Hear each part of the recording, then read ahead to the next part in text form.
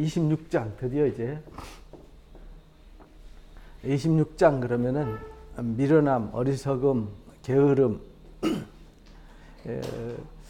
인간에게 항상 있으면서도 항상 사람을 힘들게 하고 불편하게 하는 게 뭐냐면 게으름, 미련함, 그 다음에 어리석음. 여기 한 발 더 나가는 것이 이제 악함, 불의함 이렇게 되는 거잖아요. 근데 이건 악하고 불의하다기보다는 게으르고 미련하고 어리석다는 것은 우리 연약함을 이제 드러내는 거거든요. 근데 이 모든 사람들 속에는요, 사람의 그 육체, 이건 육체의 본능입니다. 육체의 본능적인 것이 여기 이제 누구나 다 가지고 있습니다.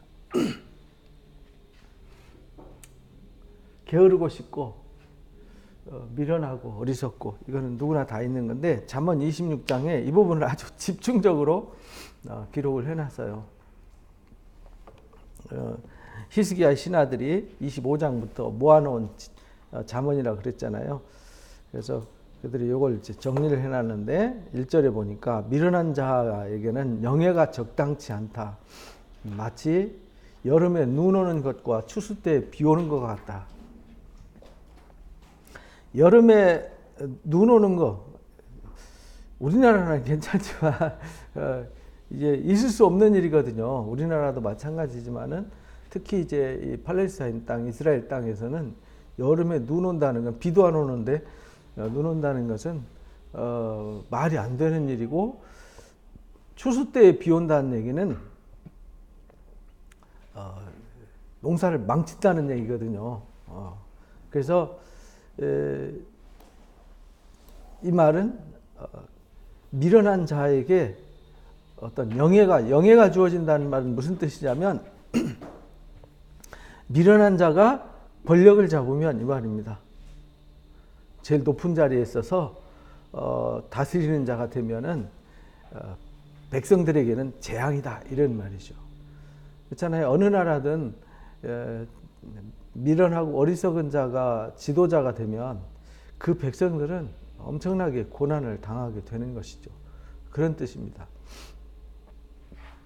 그러니까 우리는 사람을 세울 때 미련한 자를 절대 세우면 안 된다. 그런 뜻입니다. 미련한 자 세우면 본인만 피해를 보는 것이 아니라 다른 사람들까지 다 고통을 겪게 되는 것이거든요. 한 사람이 사고 치면요, 그거 수많은 사람들이 고통을 겪어야 되잖아요. 까닭 없는 저주는 참새가 떠도는 것과 제비가 날아가는 것 같이 이루어지지 아니하느니라. 까닭 없이 이유가 없다는 거죠. 근거가 없다. 까닭이 없다. 근거가 없다. 그러니까 근거 없는 저주. 저주라는 말은 근거가 있어야 되잖아요. 하나님이 뿌린 대로 거두게 이제 세상 만물을 창조하셨고 섭리해 놓으셨기 때문에 뿌리지 않았는데 거둔다 하고 말이 안 되는 거죠. 반드시 뿌린 것을 거두는데 콩 심은 데서 콩이 나야지 콩 심은 데서 팥이 나면 말이 안 되는 거잖아요. 그처럼 까닭 없는 저주, 까닭 없는 저주는 사람들이 아무리 저주를 해도 떠도는 참새, 제비가 날아가는 것처럼 머물지 않고 지나간다. 그러니까 신경 쓰지 마라. 우리가 남한테 난 잘못 없는데 사람들이 나를 이간질하거나 또는 오해를 해가지고 나에게 덮어씌우게 하잖아요. 그런 거 신경 쓰지 말라는 뜻입니다. 우리는 살면서 그런 일 많이 겪잖아요. 내가 하지도 않았는데 했다 그러고 나와 상관없는 일인데 마치 그렇게 된 것처럼 말해요. 근데 그런 것은 신경 쓰지 말라는 겁니다. 왜? 까닭 없는 이유, 근본 없는 또 근원이 저주는 절대로 머무르지 않는다. 절대 그런 저주는 미치지 않으니까 신경 쓰지 말라는 거죠. 말에게는 채찍지요 나귀에게는 재갈이요 미련한 자의 등에는 막대기니라. 말은 채찍질해야 이제 움직이잖아요. 채찍질해야 가자 찌랴 끼랴 대야 가잖아요. 나귀도 제갈먹에서 어거를 해야만 움직여요. 꼭 미련한 사람은 어떤 아픔이나 징계를 당해야 움직여요. 어쩔 수 없는 상황. 미련한 사람은 본인이 하기 싫어서 도저히 안 하려고 하는데 상황이 안 하면 안 되는 이런 상황이 돼야만 움직인다. 말을 뒤집으면 내가 하기 싫은데 억지로 떠밀려서 한다. 그러면 미련한 사람이다. 그런 말입니다. 그렇잖아요. 내가 어떤 일을 하는데 떠밀려서 하는 일은 내가 그거 해봤자 공이 없는 일이고요. 내가 해봤자 시간 낭비고 에너지 낭비인 거거든요. 그래서 우리가 매사에 사명이 있어야 되고 비전이 있어야 된다. 그 사명과 비전에 가치를 둬야 되잖아요.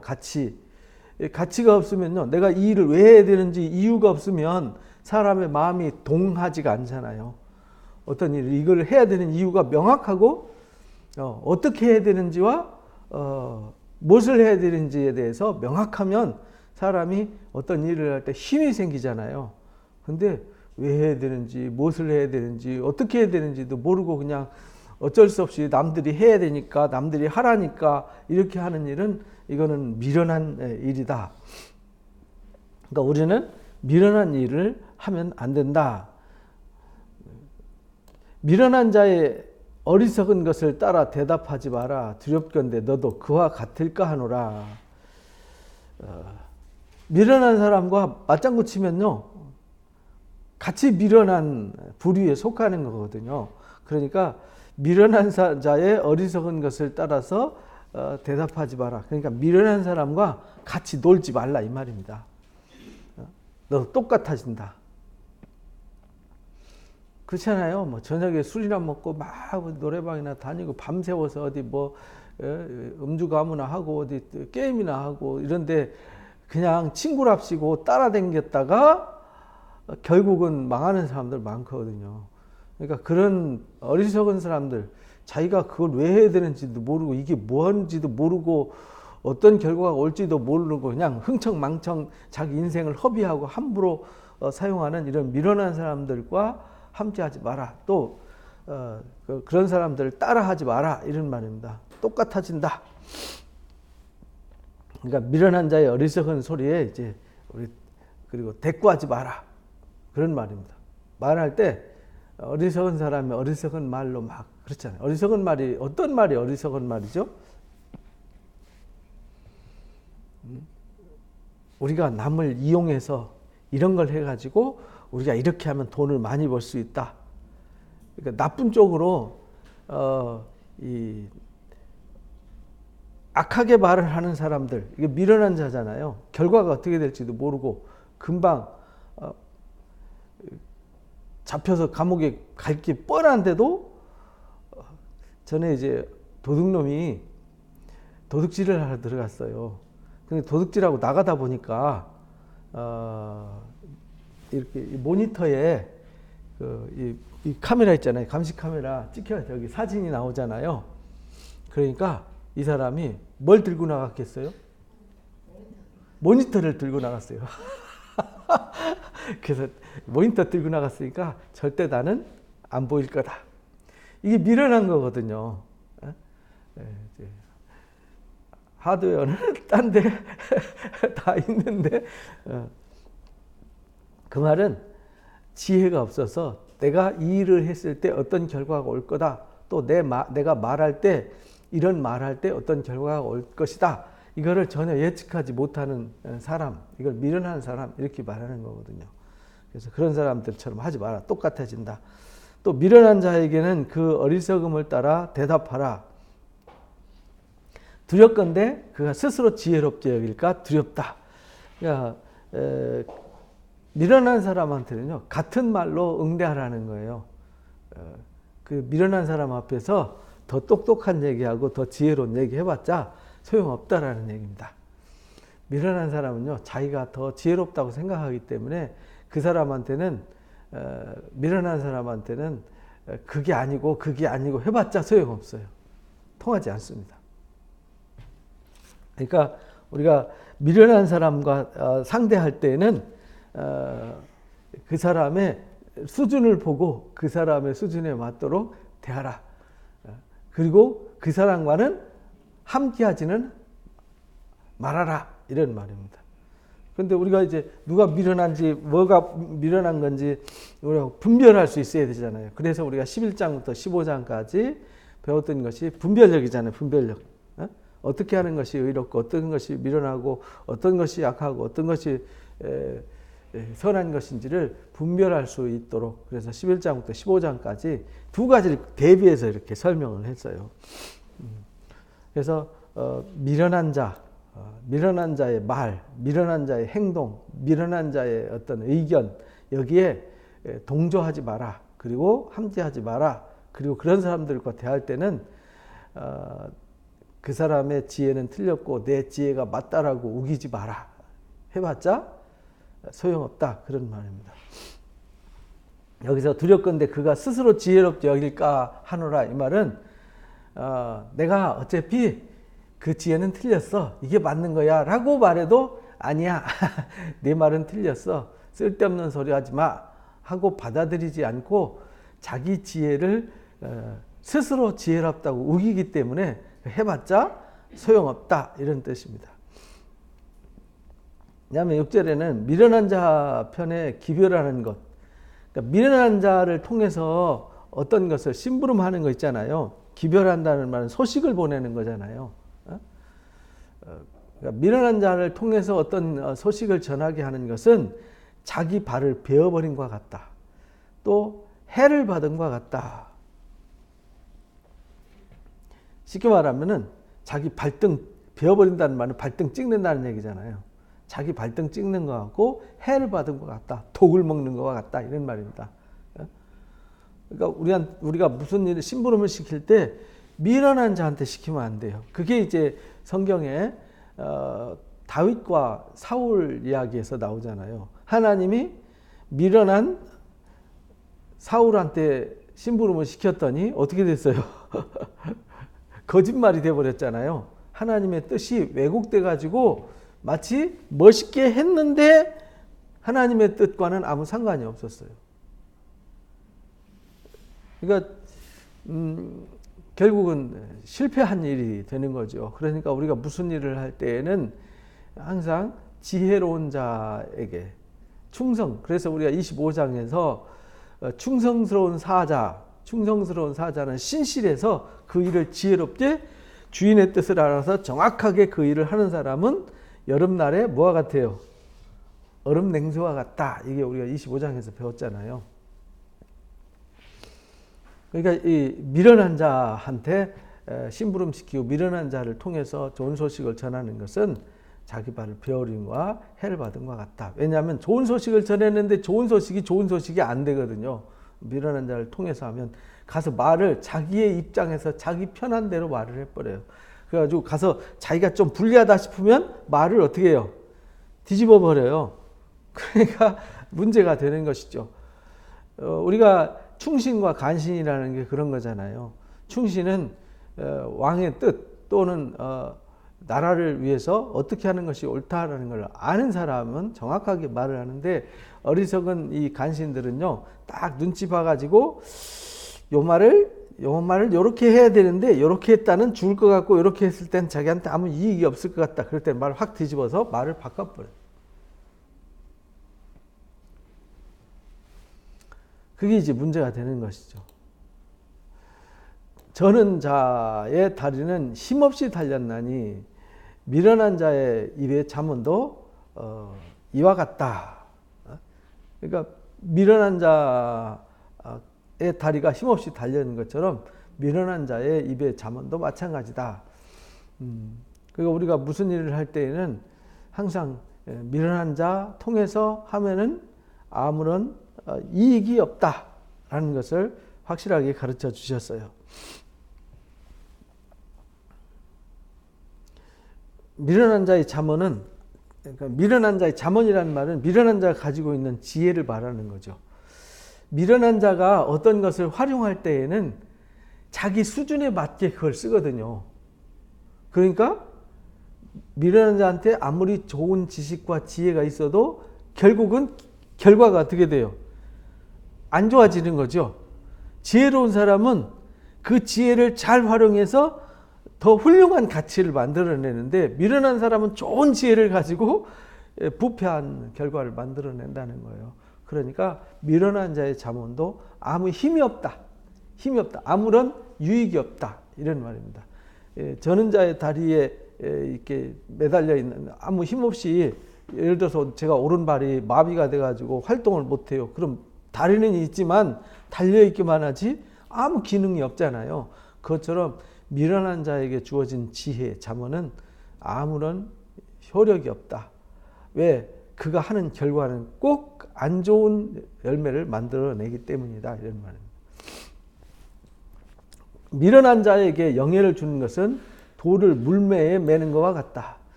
그러니까 미련한 자에게 1절에서 나왔잖아요. 미련한 자에게 영예를 주는 것은 여름날에 눈 오는 것 같고 가을날에 비 오는 것 같다 그랬는데 여기서는 돌을 물매에 매는 것 같다. 물매가 뭐냐면 이렇게 돌을 새총처럼 여기다가 이렇게 패드가 되어 있어요. 그럼 여기다 돌멩이를 넣어가지고 이거를 잡아서 빡 돌려가지고 팍 쏘면은 날아가는 거거든요. 이렇게 돼가지고 여기서 잡아가지고 팍 하다가 요 한 줄을 놓아요. 요거를 줄을 팍 해서 딱 놓으면 원심력에 의해서 날아가는 거거든요. 근데 이게 물매란 말이에요. 근데 미련한 자한테 영예를 주는 것은 여기다 돌멩이를 넣을 때는 돌멩이를 묶어 놓으면 안 돼요. 그죠? 돌멩이는 여기다 그냥 넣고 돌려야지. 그래 놔야 날아갈 거 아니에요. 근데 미련한 자한테 영예를 주는 것은 여기다 돌멩이 넣고 여기다 돌멩이를 묶어 버린다는 거예요. 돌멩이 묶어 놓고 빡 하고 던져면 나가요, 안 나가요? 안 나가는 것 같다 이 말입니다. 그러니까 미련한 자에게 영예를 돌리는 것은 여기에다가 돌멩이 얹어놔 놓고 묶어 놓는 것과 똑같다 이런 말입니다. 그러면 아무리 힘을 쓰고 아무리 노력해봤자 헛일이다 이런 말입니다. 그러니까 미련한 자한테는 그러니까 뭘 맡기면 안 돼요. 미련한 자한테 어떤 자리를 주면 안 돼요. 미련한 자한테 주면은 사람 잡잖아요. 사람을 잡아요. 그리고 뭘 보고 판단을 해도 꼭 미련한 자한테 뭘 줘서 그걸 하라고 시키면 그 일을 완수해야 되는데 자기 뜻대로 해석을 해서 자기가 원하는 일을 하려고 해요. 그러니까 원래 주인이 원하는 일을 하지 않고 자기 일을 하는 거죠. 그러니까 이 사람은 백성을 예를 들어서 나라의 왕을 세울 때 또는 대통령을 세울 때 또는 시장을 세울 때 누구를 위해서 세운 거예요? 당신이 나 대신 나라를 다스려 주시고 시를 잘 관리해서 우리한테 유익을 주시오 라고 내가 위임을 해준 거잖아요.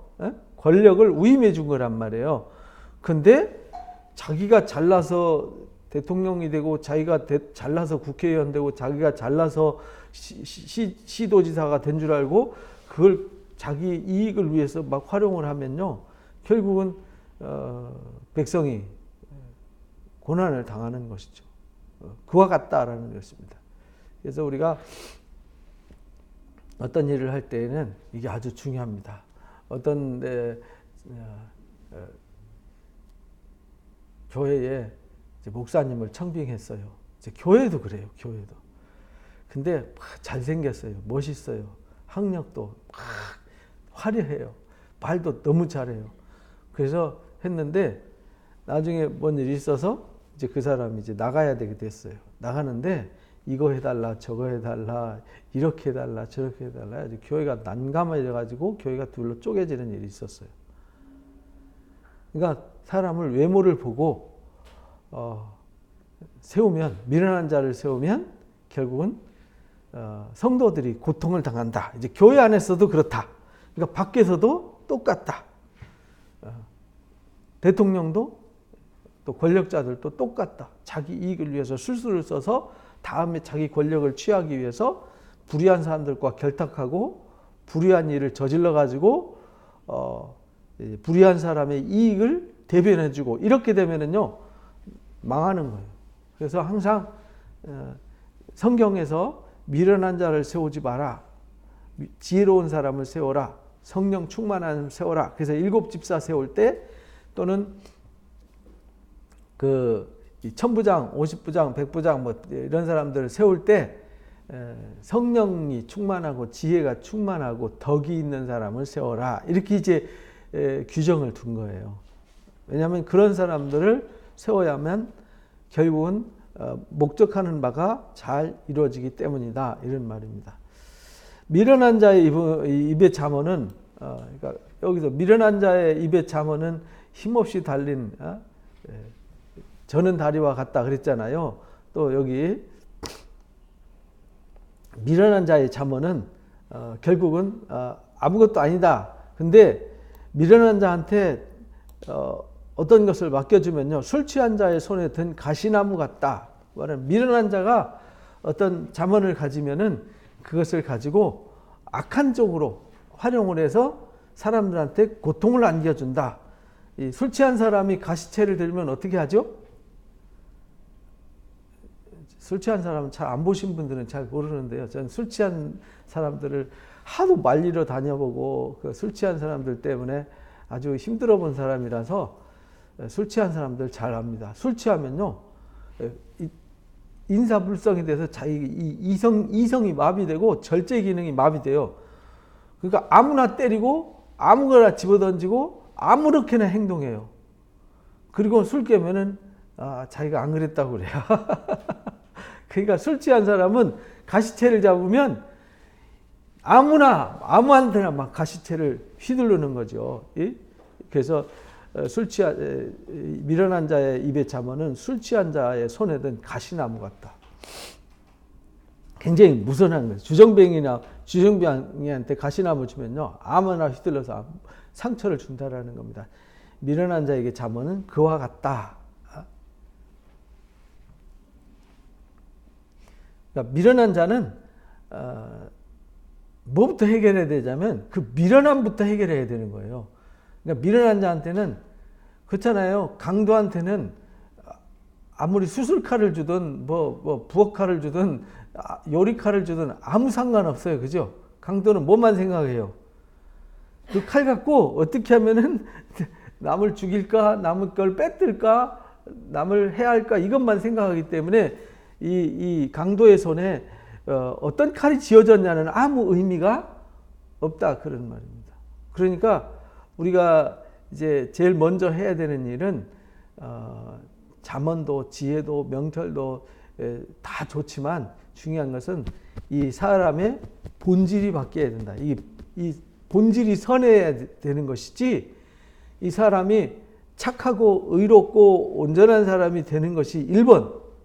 그래야 그 다음에 잠언도 필요하고 지혜도 필요하고 명철도 필요한 것이지 사람이 되지 않은 상태에서. 그래서 예수님이 이 땅에 오셔서 하시는 제1번이 뭐냐면 자기를 부인하고 자기 십자가를 지는 일부터 해라. 이것부터 가르치는 거예요. 그래서 그리스도인들은 제일 먼저 해야 되는 것은 자기를 내려놓고 자기를 부인하고 자기 십자가를 져야만 주님을 따를 수 있어요. 근데 그거 안 하고 주님을 따르는 사람들은 다 가짜예요. 그래서 그런 사람들은 쉽게 타락하고, 타락해서는 나도 옛날에 교회 다녔어, 나도 교회 20년 다녔어, 50년 다녔어, 이런 사람이 되는 겁니다. 그 사람은 애초부터 예수님을 영접지 않았고 그 사람의 삶에 예수님이 주인이 된 적이 없어요. 자기가 주인이 돼서 교회에서 나름대로 열심히 뭔 활동만 한 거지, 교회에서 활동한 거하고요, 예수님이 자기 삶의 주인이 되는 거하고는 전혀 다른 것입니다. 그래서 기독교의 본질은 교회 오면은 뭐 봉사 많이 하고 뭐 헌금 많이 하고 뭐 행사 프로그램 뭐 참여 잘하고 이런다고 해서 기독교인이 되는 것이 아니고요. 기본은 옛사람이 죽는 것입니다. 그리스도와 함께 죽고 그리스도와 함께 다시 살아나는 것, 의로운 사람이 되는 것, 거룩한 사람이 되는 것, 여기서부터 출발해야 된다 그런 말입니다. 그게 안 된 상태에서는 뭐 아무리 지혜가 있고 뭐가 있고 소용없어요. 그 미련한 자한테는 지혜도 잠언도 아무 가치가 없어요. 오히려 그걸 악한 쪽으로만 활용하기 때문이다. 10절에 보니까 장인이 온갖 것을 만들어도 미련한 자를 고용하는 것은 지나가는 행인을 고용함과 같다. 이게 이제 다른 성경의 번역엔 뭐라고 번역을 해놨냐면, 장인이 온갖 것을 만들지라도 미련한 자를 고용하는 것은 미련한 자 들여다가 닥치는 대로 활을 쏴대는 사람과 같다, 이렇게 말했어요. 활을 쏠 때 닥치는 대로 아무데나 쏘면은 멀쩡한 사람한테 화살이 가잖아요, 그죠? 이것처럼 미련한 자를 고용하는 것은 그만큼 위험하다. 우리가 무엇을 할 때에 중요한 것은요, 사람을 고용할 때, 사람을 쓸 때 참 중요한 것 같아요. 재주도 좋고 능력도 좋지만 제일 먼저 중요한 거는 첫 번째가 정직해야 된다, 진실해야 된다, 성실해야 된다. 나머지는요 그냥 열심히 하면 되는 겁니다. 근데 재주 있고 능력이 있고 실력이 있다고 썼는데 이 사람이 진실하지 않으면요 아주 낭패를 보게 되는 거죠. 정직하지 않으면 정말 어려움을 겪게 되는 것이죠. 세상에서도 그런 거 많이 보잖아요. 그래서 우리가 어떤 것을 사람을 쓸 때, 고용할 때 정말 진실하고 정직한 사람을 써야만 가치를 만들어낼 수 있다라는 것을 가르쳐 주셨습니다. 개가 그 토한 것을 도로 먹는 것 같이 미련한 자는 그 미련한 것을 거듭 행하게 된다, 이렇게 말해요. 그러니까 우리가 어떤 일을 할 때 어리석은 것, 미련한 것, 게으른 것 이렇게 있으면은 아니다라고 판단했으면은 그거를 빨리 고쳐야 되잖아요. 근데 이러면 안 되는데 하면서도 계속 그 일을 해요. 담배 끊어야 되는데 하면서도 계속 담배를 펴요. 술을 끊어야 되는데 하면서도 계속 술을 먹어요. 미국의 어느 목사님이 본인이 하나님 앞에 다 하겠는데 담배는 못 끊겠다. 하나님, 저는 정말 다른 건 다 하겠는데 담배는 못 끊겠습니다. 안 끊어집니다. 근데 자기가 전도한 사람이 한순간에 담배를 끊더라는 거예요. 근데 하나님, 저 사람은 담배를 끊는데 왜 저는 담배를 못 끊습니까? 제가 금식 기도도 해보고 작정 기도도 했는데 왜 저는 담배를 못 끊을 수 있도록 안 도와주십니까? 라고 기도를 했대요. 근데 하나님 뭐라고 응답을 주셨냐면 기도하면서 깨달은 게 뭐냐면 내가 담배를 사랑했구나. 하나님보다 담배를 더 사랑한 거예요. 그래서 못 끊은 거예요. 사람이 어떤 일을 안 바꾸잖아요. 안 바꾼다는 건요, 그게 내가 유익하다라고 생각하는 것이 내 마음속에 있다는, 내가 좋아한다는 겁니다. 못 끊는 거는요, 안 바꾸는 거는 그게 좋기 때문에 안 끊는 거예요. 그게 싫으면은 계속 하겠어요? 안 하지. 그래서 미련한 자는 그와 같다, 이런 말입니다. 개가 토한 것을 도로, 끔찍하잖아요. 토한 거, 더러워, 지저분한 거. 그러지만 그걸 개는 다시 주워 먹잖아요. 그것처럼 어리석은 자는 그런 것을 거듭한다, 좋아한다는 뜻입니다. 개가 그거 주워 먹을 때는요, 유익하다고 생각해서 주워 먹는 거예요. 더러워 막 이러면서 개가 주워 먹지 않거든요. 이 아까운 거 이래 갖고 주워 먹는 거지. 그러니까 미련한 자는 그래서 버려야 될 것을 아까워하고 사랑하는 자다, 이런 뜻입니다. 내가 스스로 지혜롭게 여기는 자를 보느냐, 그보다 미련한 자에게 오히려 희망이 있느니라. 그러니까요, 스스로 지혜롭게 여기는 자, 이 또한 미련한 자라는 거예요.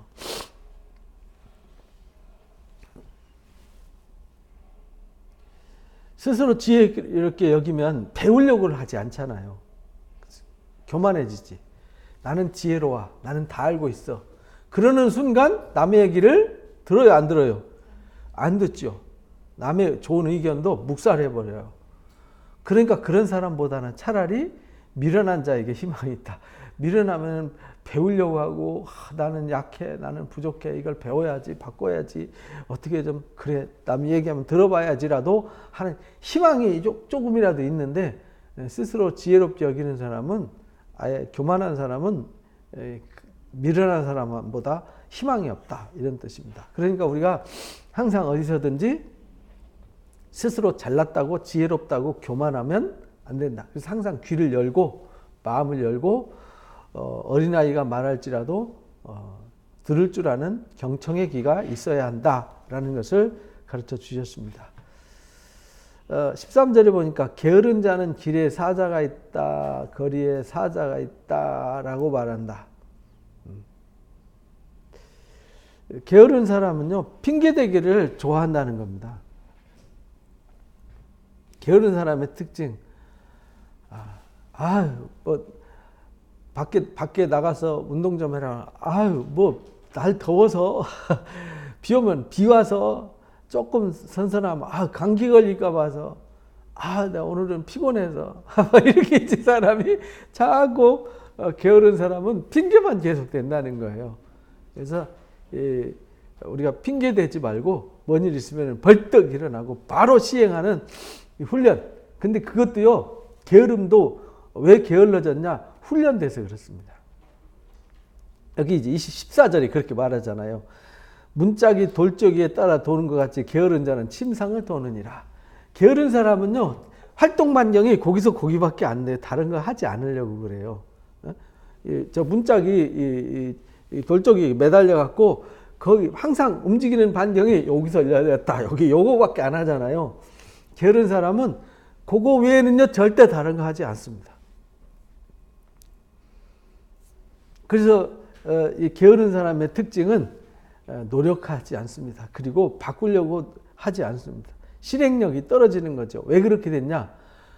늘 그렇게 해왔어요. 그게 편해요. 그거 이상하면 죽을 것 같아요. 힘들어서 부담돼 갖고 그렇게 하면은 굉장히 힘들 것 같아서 아예 도전을 하지 않아요. 그래서 게으른 사람은 습관이 돼 있다. 안 좋은 습관. 그러니까 안 좋은 게으른 습관을 갖고 있는 거죠. 그러니까 습관을 바꾸는 방법은요, 털고 일어나는 겁니다. 우리의 일상생활 보면요, 다 습관이에요, 습관. 누구는 아침형 인간, 누구는 저녁형 인간, 뭐 이렇게 이제 얘기하지만 사실은 그게 습관이 된 겁니다. 어려서부터 부모가 막 1시, 2시에 들어와요. 그럼 애들은요, 그때까지 엄마 아빠 기다리잖아요. 그러니까 애들은 그때까지 잠을 잘까요, 안 잘까요? 안 자죠. 게임하거나 텔레비전 보거나 늘. 그러니까 그게 이제 습관이 돼서 걔네들은 저녁 일찍 자는 게 이상한 거죠. 그래서 저녁형 인간이 되는 겁니다. 근데 부모님이 오자마자 그냥 9시만 되면 자요.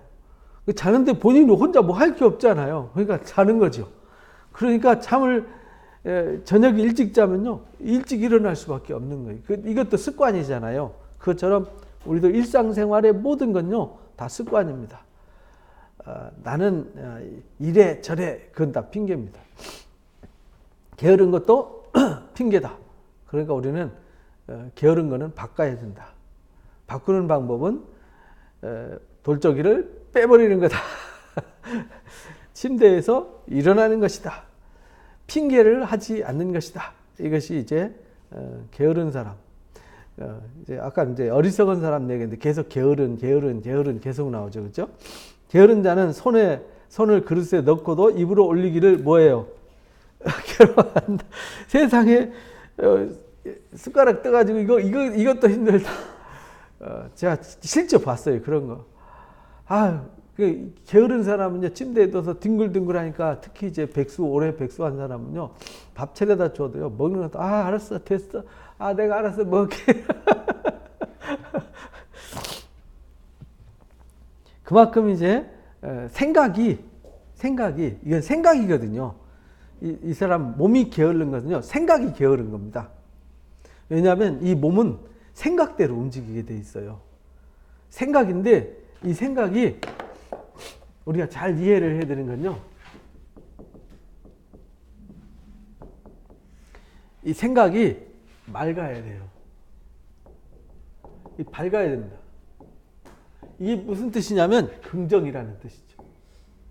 생각이 맑고 밝아서 긍정적인 사람은요, 게으름을 이겨나갈 수 있습니다. 미련한 것을 금방 이겨나갈 수 있어요. 어리석음을 금방 벗어날 수 있습니다. 왜냐하면 생각이 맑고 밝으니까. 근데 생각이 어두워요. 생각이 탁해요. 그런 사람은 항상 생각이 부정적이에요. 해봤자 소용없다. 그거 해봐도 안 된다. 그 왜 하냐?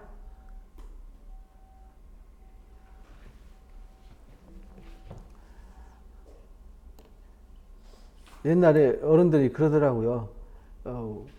열심히 땀 흘려 운동하니까 아니 비싼 밥 먹고 왜 그렇게 땀을 흘리냐고.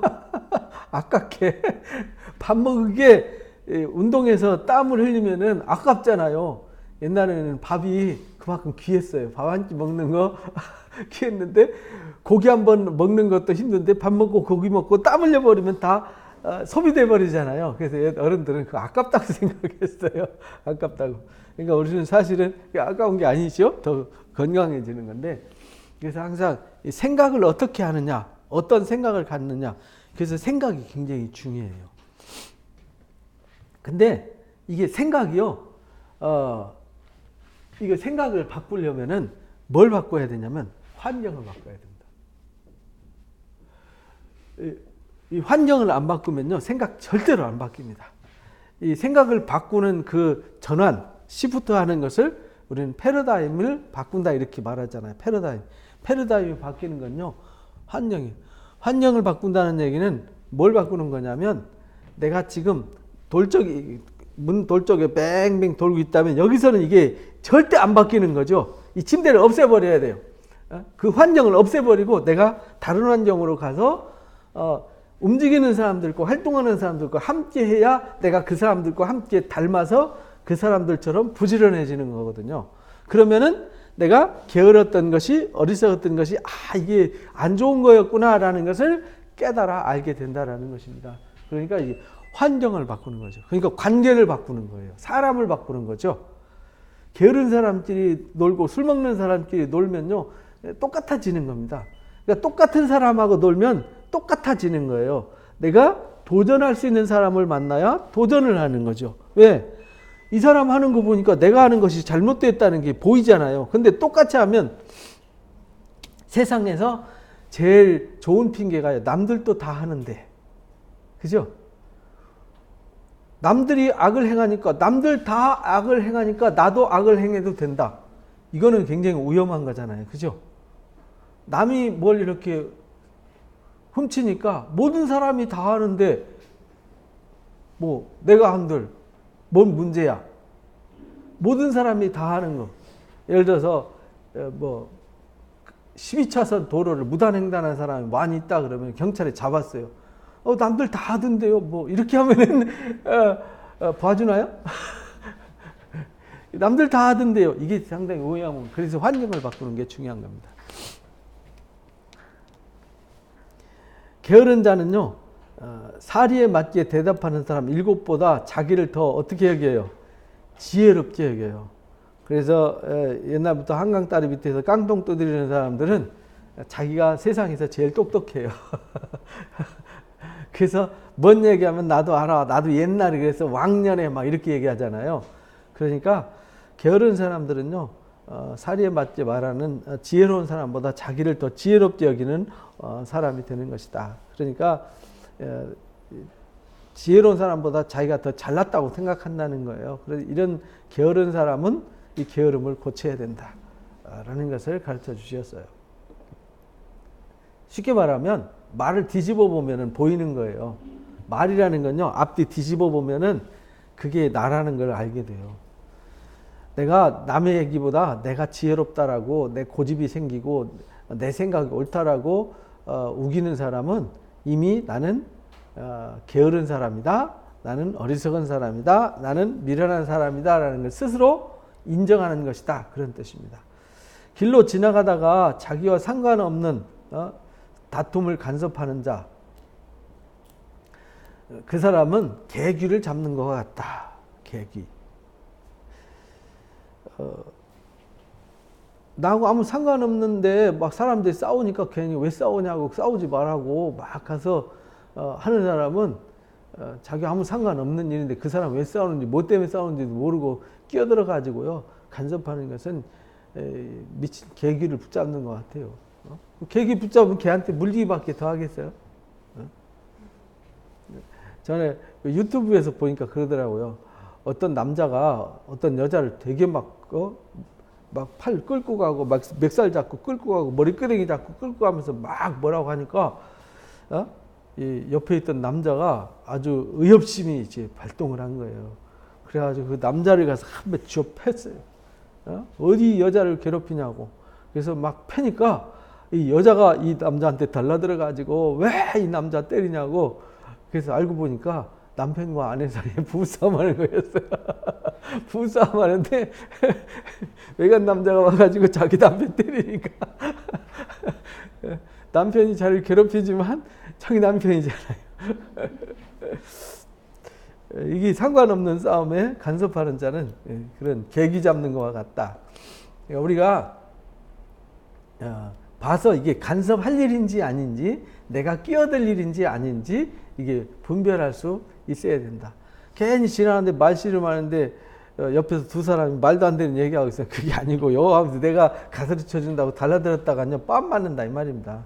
그러니까 쓸모없는 일, 나와 관계없는 일에 나대는 것도 너무 안 좋다. 근데 요즘 사람들이 너무 그런 것 같아요, 그죠?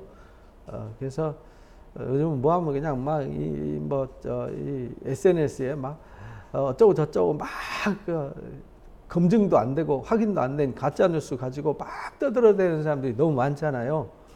내가 당사자도 아니고 내가 확인해 본 것도 아니고 내가 판사도 아니고 검사도 아니고 내가 당사자도 아닌데 마치 당사자인 것처럼 너무 막 사실인 것처럼 막 이렇게 하면은 그게 이제 낭패를 본다 이 말입니다. 왜냐면 나중에 어떤 결과가 나왔을 때 그게 아니면 그게 자기 신뢰 문제잖아요. 그래서 상관없는 일에 너무 나대지 마라 이런 말입니다. 횃불을 던지며 화살을 쏘아서 사람을 죽이는 미친 사람이 있다. 아니 횃불 던지고 화살을 쏘아서 사람 죽이는 미친 사람 보셨나요? 그리하고는 여기 19절에 이제 그렇게 횃불을 던지고 화살을 막 쏘아서 사람을 막 죽이는 미친놈이 자기 이웃을 속이고 말하기를 장난으로 한 거야 이렇게 말한다는 거죠. 아 장난이었어? 말이 돼요? 우리가 장난도 너무 지나치면 안 된다 이 말입니다. 우리도 장난을 참 심하게 했어요. 이렇게 앉으려고 그러면 의자 쏙 빼는 거 있잖아요. 그러다가 진짜 뒤통수 깨져갖고 피가 막 튀어가지고요. 병원에 입원해가지고 막 꿰매고 한 일도 우리 때 있었거든요. 그러니까 장난이었다. 옛날에는요 결혼하려고 그러면은 신랑을 달아야 된다 이래가지고 신랑을 다는데 이렇게 기둥 있잖아요. 뭐라 그러죠? 들보라 그러나요? 들보에다가 매달아 놓고 막 팼단 말이에요. 술병으로 패고 방맹이로 막 패고 그 다듬이 방맹이 그 신랑을 남의 여자 데려가니까 대가를 지불하고 가야 된다 해서 장난스럽게 이렇게 좀 유머스럽게 그 친정집 사람들한테 위로를 좀 주려고 즐겁게 하려고 하는 잔치인데 진짜 술 먹고요 개 패듯이 패가지고 사람이 죽는 사례도 있고요. 심지어는 중국에서는 보니까 사람을 막 갖다 뭐 강물에서 빠치고 막 숲속에다 갖다 아무도 모르는 숲속 한가운데 놓고 나오고 막 이런 것도 있더라고요. 그래서 너무 심한 장난은 이거는 장난이 아니잖아요. 그죠? 그 신랑을 축복해주고 축하해주기 위해서 한 잔치를 진짜 막 술 먹고 개 패듯이 패가지고 다리 장애를 만들고 막 근육이 파열돼가지고 입원해서 뭐하고 이렇게 되면 큰일이잖아요. 그러니까 우리도 무슨 일을 할 때 장난도 지나치면 장난이 아니다. 그건 미친 거다. 이런 말입니다. 무슨 몰래카메라 요즘 그 뭡니까?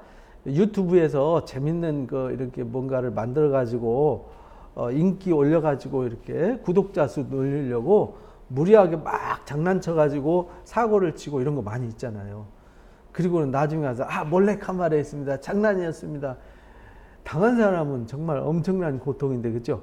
이제 그런 짓은 하지 마라 이 말입니다.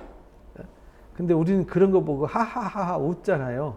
그러니까 우리는 이렇게 장난도 정도에 지나친 건 장난이 아니다라는 것을 가르쳐 주셨어요. 나무가 타면요 불이 꺼지죠. 말쟁이가 없어지면 다툼이 쉬느니라. 그러니까 우리가 시끄러워요. 항상 매사에 어떤 공동체가 되었던 가정이 되었던 어디 사회가 되었던 막 시끄러워요. 근데 시끄러운 사람이 없어지면 조용해지잖아요. 그래서 시끄럽게 하는 원인을 제공하는 사람이 없어지면 그만은 나무가 닿으면은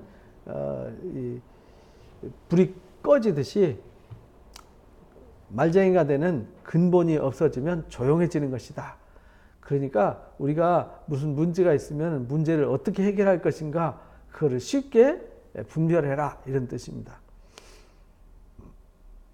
그래서 여러분들 또 어디 가서 다툼이 일어나잖아요. 그러면 다툼을 제공하는 원인이 있는 그 사람을 그 공동체에서 빼버리든지 아니면은 그 한 사람 놔두고 다 떠나버리든지 이렇게 하면 해결이 된다는 거예요. 근데 같이 있으면서 나 잘났네 너 잘났네라고 하는 것은 우매한 일이다. 이걸 가르쳐 주셨어요. 숯불 위에 숯을 더하는 것과 타는 불에 나무를 더하는 것 같이 다툼을 좋아하는 자는 시비를 일으킨다. 그러니까 숯불 위에 숯을 더하고요. 타는 불에 나무를 더하면요. 더 불이 확 타오르잖아요. 그것처럼 다툼을 좋아하는 자는 항상 싸움을 만들어낸다. 우리는 싸움 만들어내는 사람 가까이 하면 안 된다라는 것을 20절, 21절에서 가르쳐 주신 겁니다. 그러니까 우리는 항상 분쟁이 있다. 그러면요, 그 분쟁이 있는 근원을 제거하는 것이 제일 중요하다. 그런 말입니다. 근데 그 근원을 제거하지 않고요, 아무리 화평하고 아무리 행복하려고 해도 해결이 되지 않습니다. 발바닥에 가시가 있으면 아무리 조심해서 걸어도요, 발바닥은 아픈 거예요. 가시를 빼는 것이 제일 우선이 돼야 되는 것이죠. 남은 말하기를 좋아하는 자의 말은 별식 같아서 뱃속 깊은 데로 내려가느니라. 그러니까 우리가 남의 말 좋아하는 사람, 근데 누구 말할 것도 없이 우리 모든 사람들은요, 남을 헐뜯고 남을 비난하는 것은 다 좋아해요. 근데 이렇게 모임 가보면 알아요. 어떤 분이 교회 나가다 안 나간대요. 왜 안 나가냐 하니까 교회 갔더니 집사님이 어쩌고 권사님이 어쩌고 목사님이 어쩌고 교회 갔죠. 맨 비난만 하더라는 거예요. 모임에서 소그룹으로 해서 갔더니 남 헐뜯는 얘기만 하고 남 탓하는 얘기만 하니까 처음에는 누가 실수했나 보다. 2번 가도 3번 가도 똑같이 그러니까 내가 여기 괜히 왔다. 여기 이 교회는 오면 안 되겠다 해서 그 교회를 떠났다. 그래가지고 그 소그룹 그 사례집 책에 나와 있더라고요. 사례집에 그런 게 많대요. 왜냐하면 우리가 교회는 남을 헐뜯는 데가 아니거든요. 남을 배려해주고 존중해주고 이런 것이죠. 그래서 헐뜯기를 잘하는 사람의 말은요, 맛있는 음식 같아서요, 뱃속 깊은 데로 내려간다. 그래서 사람들이 그런 걸 좋아한다. 그런 말입니다. 그거는 어리석고 미련한 것이다. 그래서 우리가 남을 헐뜯고 험담하는 얘기는 하지 않는 것이 유익하다라는 것을 가르쳐 주셨죠. 남 험담하는데 그게 막 고통스러우면은 누가 그 일을 하겠어요? 재밌으니까 하는 거지. 그래서 막 웃으면서 막 장난하면서 하지 않습니까? 온유한 입술의 악한 마음은 낮은 은을 입힌 도끼와 같다. 온유한 입술의 악한 마음, 그러니까 말만 예쁘게 하고 속이 병들어 있는 사람 있죠. 겉보기에는요 아주 착해 보여요. 그런데 음흉한 사람 있잖아요. 그런 사람은 낮은 은을 입힌 도끼 말하면 낮은 은이란 말은 은을 이렇게 재련한 뒤에 순은 빼고 낮은 은은 이렇게 골라내요. 그래야 그거는 이렇게 벽이나 이런 데 막 칠할 때 쓰는 거거든요. 근데 그거 은으로 입힌 토기와 같다. 토기는요, 은으로 아무리 화려하게 은색으로 입혀도요, 토기는 토기죠. 그것처럼 사람이 마치 마태복음 23장에 보면 예수님이 회칠한 무덤과 같다. 유대인들을 그렇게 바리새인들을 막 책망했잖아요. 회칠한 무덤. 그러니까 속은 다 썩은 냄새나는 시체로 있는데 그거를 페인트 칠해가지고요 화려하게 꾸며 놓는 것을 말하는 것이죠. 그러니까 우리가 껍데기만 가면 쓰고 예쁜 척 착한 척 하면서 속이 음흉하고 악한 사람, 이런 사람은 미련하고 어리석은 것이다 라는 것을 보여주신 것이죠. 원수는 입술로는 꾸미고 속으로는 속임을 품는 거다. 그래서 그 말이 아무리 좋을지라도 믿지 말아야 한다. 그러니까 이게 외모 보고 판단하지 말라는 거예요. 외모적으로, 외모가 좋고 말 잘하고 행동 잘하고 그래서 믿을만 해요. 그래서 사기 많이 당하잖아요. 꼭 사기꾼들이 보면 옛날에 우리는 꽃뱀 또는 남자들은 제비 이랬잖아요. 제비와 꽃뱀은요, 특징이 뭐죠? 겉보기에 너무 이뻐요. 남자는 너무 멋있어요. 기름 발라서 넘기고 키도 큰출하고 얼굴도 완전 영화배우 뺨치고 매너도 아주 기가 막히잖아요. 그죠? 어디 가면 매너도 아주 끝내줘요. 그러니까 사람들이 헉 하고 넘어가는 거죠. 꽃뱀도요, 여자가 너무 이뻐요. 그리고 너무 막 애교가 많고요. 근데 결정적인 순간에 다 베껴먹는 거죠. 그죠? 함정에 빠뜨리잖아요. 그것처럼 이렇게 겉보고 사람을 판단하지 마라. 겉보고 판단하지 마라. 이 원수가 입술을 꾸미고요, 속으로 속임을 품기 때문에 그 말이 좋을지라도 믿었다간요, 큰일 난다. 그 마음에 7가지 가정한 것이 있다. 7가지 가정한 것이 있다는 말은 많다는 뜻입니다. 헤아릴 수 없이 많다. 그러니까 우리는 조심해야 되는 거죠.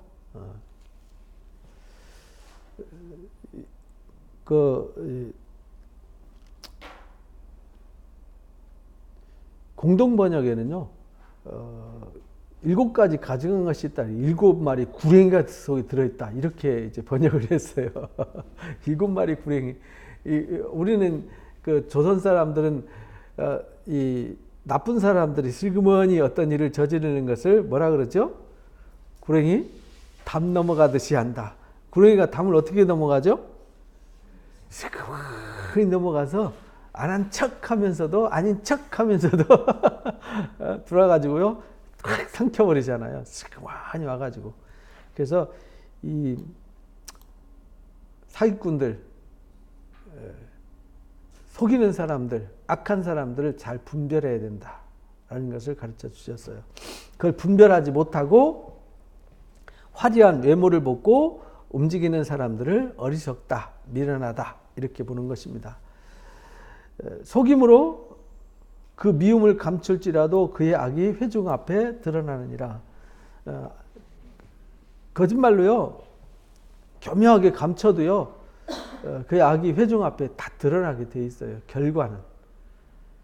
그래서 여러분들이 역사적으로 속이는 사람, 악한 사람이 오래 살거나 또는 그 자손들이 번성하는 예를 본 적이 없잖아요.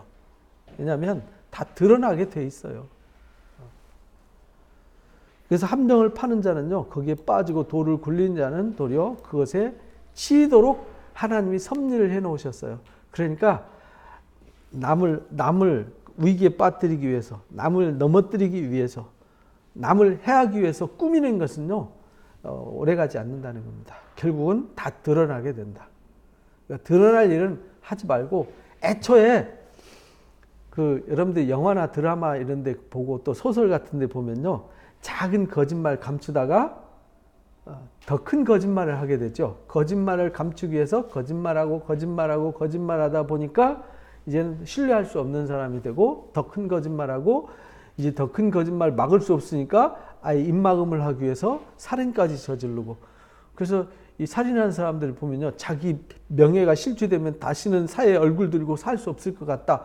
그러니까 나 이걸 감춰야 된다. 그래갖고 자기도 모르는 사이에 자기 방어를 위해서 상대방을 목을 조르고 상대방을 해하고 하는 이런 불의한 일이 일어나는 것입니다. 그러니까 애초에 거짓말 하지 말고, 애초에 내 맞더라도 당장 회초리 한 대 맞는 것이 낫지, 나중에 헤어날 수 없는 늪속으로 빠져들어가는 것은 위험한 일이다, 이런 말입니다. 거짓말하는 자는 자기가 해한 자를 미워하고 아첨하는 자의 입은 패망을 일으킨다. 그러니까 거짓말하는 자는요, 결국은 내가 거짓말한 그 사람과 원수가 되게 돼 있어요. 그렇잖아요. 내가 남을 속였어요. 속인 사람하고는요, 아무리 친하게 지내려고 해도 마음이 가지 않는 거예요. 그렇잖아요. 여러분들 누구 불편한 사람 있으면요, 그 불편함 아무리 안 그런 척하고 가면서도요, 그 사람하고 살려고 그러면 못 살잖아요. 결국은 그 사람과 원수가 되는 거예요. 거짓말하는 자는 자기가 해한 자를 결국 미워하고 원수를 맺을 수밖에 없어요. 그리고 아첨하는 입은요, 결국은 패망에 이를 수밖에 없다. 그러니까 그런 거 하지 마라. 그건 어리석은 일이다. 그건 일어난 일이다. 라는 것을 가르쳐 주셨어요. 그러니까 우리가 미련하고 게으른 거, 악한 거, 이거는요, 이거는 고칠 수 있는 거거든요. 고쳐야 되는 거죠. 이게 미련한 거 조심하라는 얘기는 이건 미련한 거다라고 판단하라고 준 것이 아니라, 이 잠언의 가르침은 이거는 이렇게 되면 결국은 손해를 보는 거잖아요. 손해를 보니까 이것을 고쳐라. 분별해라. 주의해라. 남 보지 말고, 우리는 성경은 남에게 쓴 게 아니에요. 누구를 위해서 쓴 거예요? 나에게 쓴 거란 말이에요. 그러니까 내가 지금 게으른가? 내가 미련한가? 내가 어리석은가? 이거를 보고 이거를 고쳐라. 회개해라. 그리고 내 옆에, 내 주변에 이런 것이 있는가? 분별해서 멀리해라. 내가 그러면 바꾸고 남이 그러면 멀리하고, 이런 뜻입니다. 그것이 지혜다. 그런 지혜가 있어야만 우리가 함정과 올무에 빠지지 않고 결국은 저주받지 않고 복을 받는 사람이 되는 것이다 라는 것을 가르쳐 주셨습니다. 그래서 우리는 이 잠언 26장 이 세 가지 주제 잊지 마시고요, 항상 자신을 쳐서 복종시키는 겁니다. 자신을 쳐서 자신을 세워가는 거죠. 그래서 좋은 습관을 들이고 이제 건강한 습관을 가지고 우리가 지혜로운 사람이 되어서 이 땅 하나님 앞에, 사람들 앞에서도 신뢰받는 사람, 존경받는 사람, 인정받는 사람, 이런 사람이 돼야 된다라는 것을 잊지 마시고 하늘의 지혜자들 되시기를 주님의 이름으로 축복합니다. 기도하고 마칩니다. 귀한 시간 주셔서 하늘의 놀라운 지혜 주심을 감사합니다. 우리는 본능적으로 게으르고 미련하고 어리석습니다. 그래서 어떤 것이 게으른 것인지, 어떤 것이 미련한 것인지, 어떤 것이 어리석은 것인지를 가르쳐 주셨습니다. 결국은 미련하고 게으르고 어리석으면 얼마나 불행한지도 보여주셨습니다. 우리는 하나님 말씀을 통해서 지혜를 얻어 미련하고 어리석고 게으른 것은 다 바꾸고 새롭게 해서 지혜롭고 총명하고 맑고 밝은 지혜자가 되어서 하루를 살아도 하나님 앞에 정직하고 정의롭고 공의롭게 살아갈 수 있도록 은총과 긍휼을 허락하여 주옵소서. 감사하며 예수님의 이름으로 기도합나이다. 아멘. 감사합니다. 고맙습니다. 수고하셨습니다.